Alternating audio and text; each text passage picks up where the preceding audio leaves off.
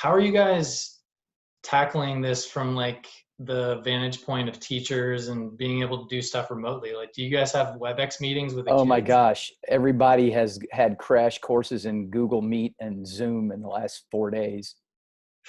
That's been the curriculum. Yeah.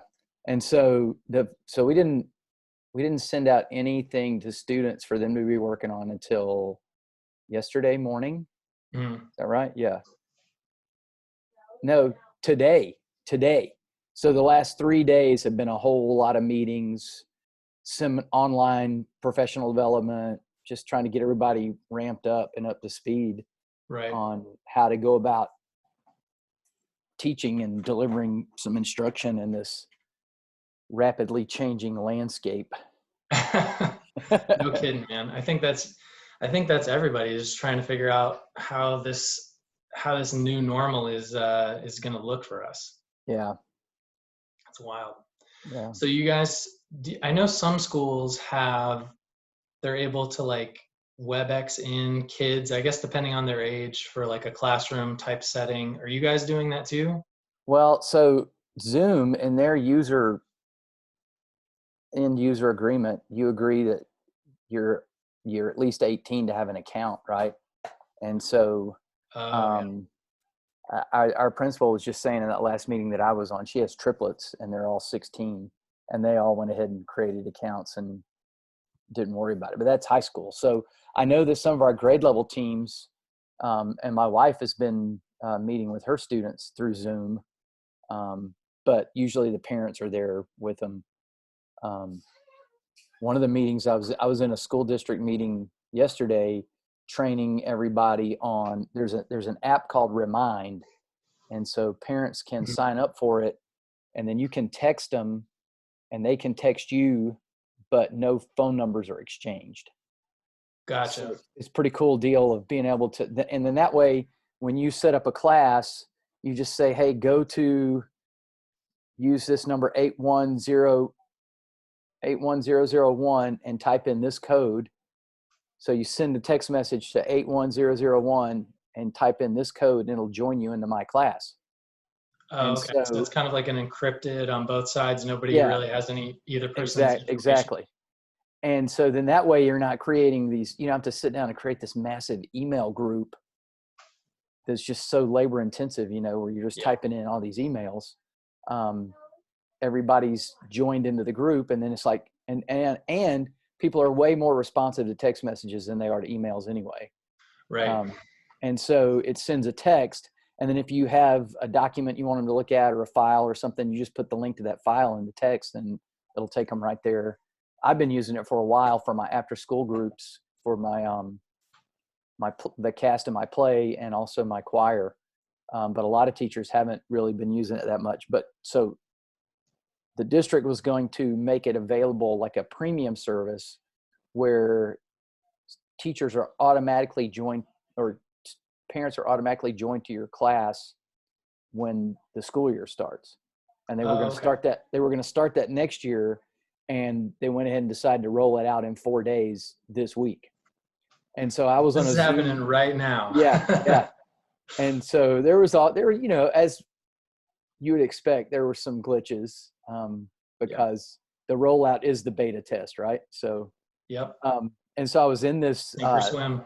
yeah, I was in this Zoom meeting with the guy who's in charge of communication for the school district, and then the digital communication guy who's like in charge of websites and Twitter and social Right. media and all that stuff. And our meeting got Zoom bombed. So we're sitting there and they're showing us how to Zoom use it. bombed? Yeah. So if you don't make the meeting private, and there's some settings you can go into before your meeting, and make it where the host is the only person who can share their screen and some other stuff. Okay. Anybody can, if the link is out there, anybody can come into the meeting and just take over if you haven't set the Oh. settings up. So we're sitting there talking, and the moderators are hosting, um, and so all of a sudden we hear these two teenage boys and this music in the background. They're like, "You're about to get raided." And the moderator goes, "Okay, I don't know what that means." And the guy goes, "You're about to find out." And then they draw this big, giant penis in the middle of the screen. write the number 666. Oh And my God. as fast as the moderator could, he just shut the meeting down. Shut that But down. not before everybody had been penised. Yeah. Everybody got the full view of that before that went I mean, it offline. was like so like the box that our screen is in right here, they Yeah. drew it to like fill up the whole box. So you can see here come the They knew I what was they were like, doing. there's 2 circles. I'm like, okay, I know where this is going. And then next here Yep. comes the dick pic. Always gotta start out, fill the entire screen with this That's thing, right. make it as big as possible. That's right. That's ridiculous. That's so crazy though that people can just access that through. I mean, obviously it's an open meeting, but like Right. how you would have to. I feel like you would have to go through a lot of access codes to find a I'm meeting. not even sure. It's got to be Here's what I hundreds of suspect. thousands of meetings. I suspect that it was probably the kids of someone who works for the district, and they got the link from their parents' email somehow, Ah, or somebody texted out, hey, you could, somebody made it public and they got a hold of it. I don't think there was any hacking involved. I think they just kind of found a way to get in a meeting. it was And somebody, some sort of a relation to somebody yeah, in that meeting. that's what I think. I mean, that makes the most sense. So, but Um, it's happened a lot. Like there were some church groups where they were having their small group, and oh somebody boy. got in and like streamed porn into the meeting Oh because boy. they had porn pulled up on their screen and they just shared their screen. That would have been And a wake up call. and then if there's a setting where you can boot somebody from the meeting, but they can rejoin if you don't have the setting set up to where if you boot, so you can set it to where if you boot somebody, they can't come back in. Yeah, But the default is that you can boot them and they can come back in. So you have to go in there and change the setting so that can't happen. So right. And I one of mean, being teenagers, that's of course that's exactly. what you do. Yeah, It's like back in the they're day bored out when of their minds. we would call somebody's house and say, hey, is your refrigerator running? And they Yep. would say, yes. Well, you better catch it before it gets out the front door, Better or go catch it. yeah, it's like ding dong ditching. It's the technology version Oh of yeah. ding dong ditching, Yeah, exactly. so That's a good way of putting it. It's the 2020 version of ding dong ditching. exactly. The COVID-19 version of ding dong ditching. Well, I mean, that's crazy. You guys have your hands full with all of this. I know it's probably, especially for teachers and just how you guys are tackling this whole thing that's got to be, I mean, so many logistical things going into that for the the students. the learning curve has been pretty steep, but you just kind of you got to figure it out, right? Yeah, So you just got just to. gotta So keep up. the front end, I think the front end of where we're all trying to figure out how we're going to do this is the hard part, and then once we kind of get some routines down and settle into a groove, it'll be a whole lot easier. Yeah. I see you're still getting time in for those workouts though. Heck yeah, Hitting man! those workouts, man. Can't lose those gains. Can't lose those gains, baby. I just, I just I saw a meme that it was Carl Weathers and Arnold Schwarzenegger from Predator, Yeah. and so they're about to do this. They're about to do that hand slap, Yeah. and it says us. Yeah, so they're doing like this, and then Uh, their muscles are all flexed, and it says us getting back together in the gym after 3 months, and so they look all jacked, and then when their hands come together, it's all like skin and bones. atrophied. Yeah, it's like no muscle. It's like that. I don't know if you've seen that commercial with Jason Momoa where he like comes home and he peels off all of his Yes, muscles. exactly like that. It's like It's that. Yeah. exactly like that. That's what we're all gonna look like in a month. Got that to look forward to. What are you doing though I mean, I saw you doing that workout on the Whoop app the other Yeah, day, but yeah. does that give you workouts or were you doing the They posted streamlined a they workout? posted a workout in their in their Instagram page. And so I Mhm. did that one instead of the streamline one because I think it was on Saturday. So I didn't do the community workout that was posted. I did the Gotcha. live workout. And then It looked pretty cool. yeah, it was pretty fun little workout. And then Monday and yes, I didn't get Tuesday's workout in. Monday and yesterday I did the streamlined dumbbell kettlebell because that's what I got. I went and got dumbbells and already had a 25-pound kettlebell Yeah, here at the house and bands. So perfect. I know like a lot of those fitness apps, and I guess what may be one of them, but like they're putting out all of their services, or a lot of them are putting out their services for free for a lot of people. I know like yeah, Peloton is doing that. whoop. I was surprised. I thought because I joined this group, and it's a workout at home group, and so I thought they were going to be posting workouts for us to do like every day. Because sometimes it's nice to be able to go, okay, I could do this workout or I could do this workout, Yeah. and then pick one. But that workout on Saturday was the only one I've seen them post on their Instagram page. They may be posting some on their webpage or in their blog, but I haven't looked. So I feel like now, especially now that like, I mean, for me, it's definitely difficult to find motivation to work out when I yeah, know there's not anybody else that's going to be working out with me. I'm definitely the type of person that like I need to be like, all right, so and so is going to be there, and so is going to be there, yeah, and like I'm going to go do this workout, and it's going to be great. The social aspect draws me in, but like when you have these workouts, like you were saying, like there's only one option for the day, and you're like not really feeling it. It's like yeah, it's even worse. It's like an exponentiated feeling of just like, oh, workout right. today. When you Yeah, have some options, I think it helps. I don't know why I didn't do Tuesday's workout. I think Tuesday I was pretty busy with all these calls and meetings and online training and stuff like that. And then it got to the end of the day and I was like, eh. Yeah. I kind of wanted to do it though, because it was Turkish get-ups and something else. I can't remember. And we hardly ever program those. So Yeah, it's like one of those movements that's kind of hard. I feel like it's kind of hard to fit in. Like for accessory work, well, it makes sense, but they like trying take to so work out. freaking long. Yeah, If you did 5 on each side, that's 5 minutes of work. I know, especially if you're doing a really heavy one where you got to push. Yeah. Yeah. Yeah, those Turkish get-ups are no joke. I Yeah. remember doing one time with like it was you had to balance like a 25-pound plate on your hand as you're going up. That was Yeah. scary. Yeah. The gym that I work out when I go visit my daughters in Lubbock, they had a challenge on their Instagram page to do a Turkish get up with a cup or a can with a beverage in it. You had to balance Oh it wow, and not spill it while you got up. that's So tricky. yeah, I might have to try that. I'll probably spill it yeah, all over myself. yeah. Maybe take a fail video of that or something like that.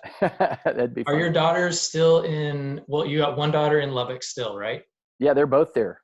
Oh, they're both there. Yeah, the one that was living in Marble Falls, she looked for a new job because the resort wasn't coming through with all the stuff they promised her when they hired her. And Mm. so she took a job in Lubbock because that's where all her friends were still living and that's where her boyfriend is. And my other daughter had an extra bedroom in her apartment, so she just moved in there Oh, uh, with her. nice. She started that job in January, and it's all they handle travel for these sports organizations, right? Right, right. I remember you So telling me that. Yeah. yeah, so they've been just hammered because everything got canceled.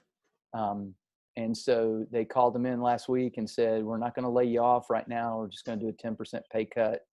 And we're hoping that, by May, everything comes back online and it's going to be y'all's department that gets us back in the black again pretty Yeah. quick, because then these events are going to start scheduling. And it was probably good for them that they went ahead and rescheduled the Olympics till next year, because now all these events will start scheduling out in advance and they can go ahead and start booking people's airfare and booking hotel rooms and getting deposits and get some cash flow going. But Yeah.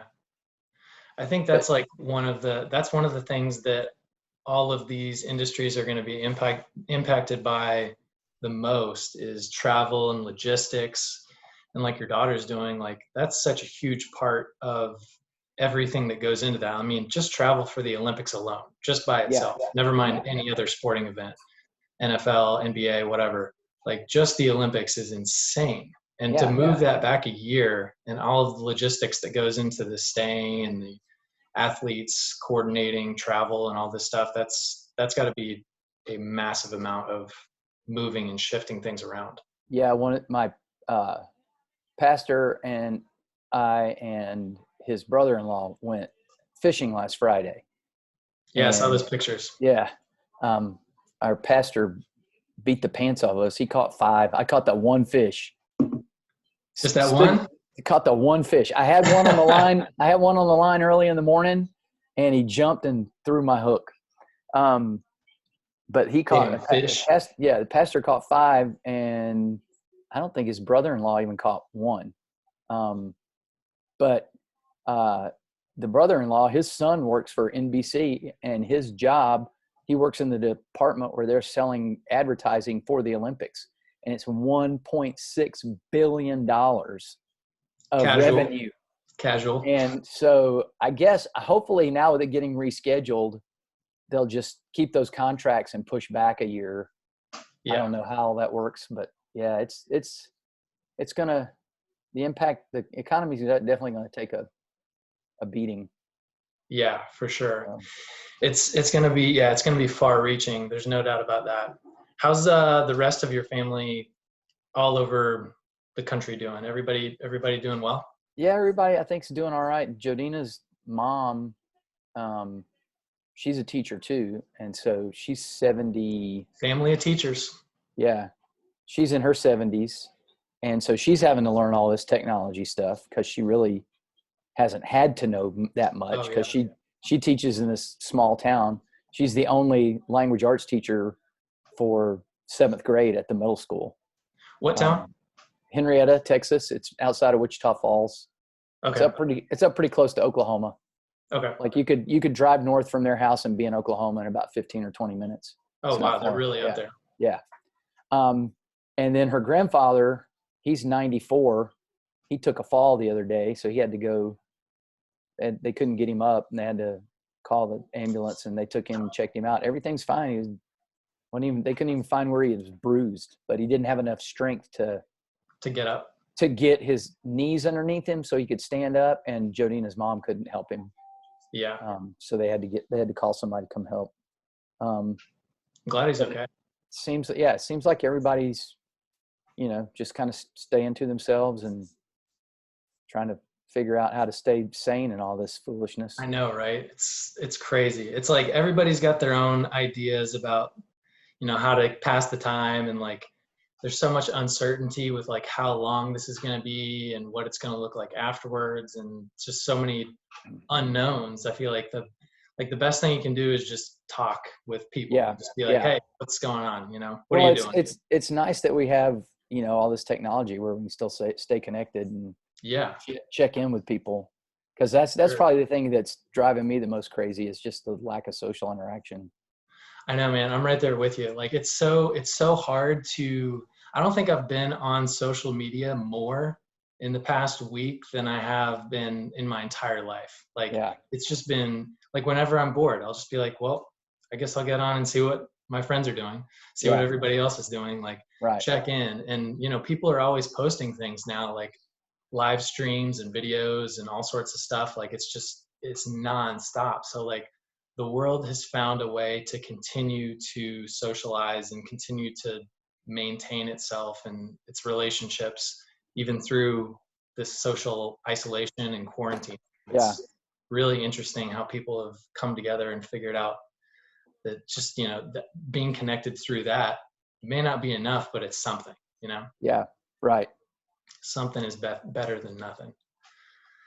But I think the whole like fitness community and CrossFit and just the gym and everybody and seeing everybody on a daily basis is probably what I miss the most. Yeah, like, for man, sure. Being able to, go outside and walk around my neighborhood is great.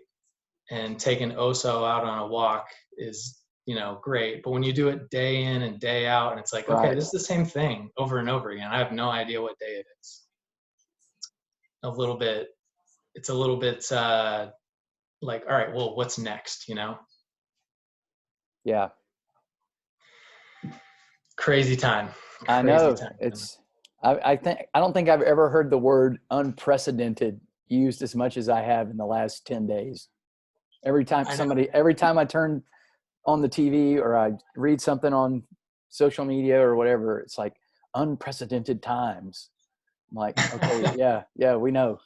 That's probably one of the best ways to explain it. Yeah, I mean, it's so unfathomable how we could come to the point where, like, I would have never thought that a virus would have quarantined the entire world. Like, right. not just like a state or a county or even a country, the entire world is Yeah, quarantined. yeah. And I did it's read there's a Washington State high school kid who created a website that it goes out the code in his website goes out and culls COVID-19 data. I guess the technical word is scrapes. So it scrapes these websites and mhm. is constantly updating the numbers. So for the world, and then by country, and then for like us by state. So it's been pretty interesting to look at. And I looked at it today, and 92% of the cases in Wuhan are recovered. So there's Oh only wow. like, yeah, so out of the 92,000 people that got infected in, I guess it's China, not just Wuhan, but the 92,000 cases in China, there are only 8,000 active cases still, that they haven't recovered Right, right. out That of. are ongoing Yeah, cases. so there was like, so it was like 90, I guess it was 92,000 total cases and 84,000 are recovered. Wow. And I think they treated it way too lightly up front. I think that with the way that the United States has handled it, other than like in New York, because New York, so there's 65, this morning, there were 65,000 cases, known cases in America, and 33,000 of those were in New York. Yeah, I've got a buddy who works over at Johns Hopkins, and he sent me over this link with basically it's kind of like that tracker you're talking about that guy developed, but they're scraping data basically from WHO, CDC, a couple other Right. resources around the world, and I think it was as of I think it was as of 3:30 today, there were somewhere close to 48%. It was like 47 something percent of all the cases in the United States were in New York. Yeah. Yeah.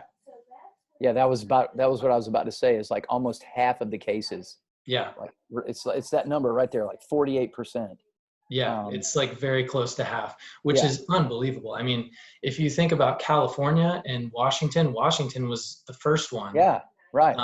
And their numbers have gone down dramatically, thankfully. Texas is very stable. Like we don't have a spike. We haven't had a spike since it started. It's been very steady, which is a good sign. But New York, man, New York has Yeah. just taken the brunt of this. Yeah.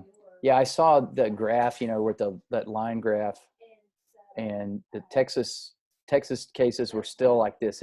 It still hadn't, Yeah, but we're what, 2 weeks behind where Italy was. So I think it'll probably be the end of next week before we see what the outcome of social distancing might have on all of this. yeah, I think you're right.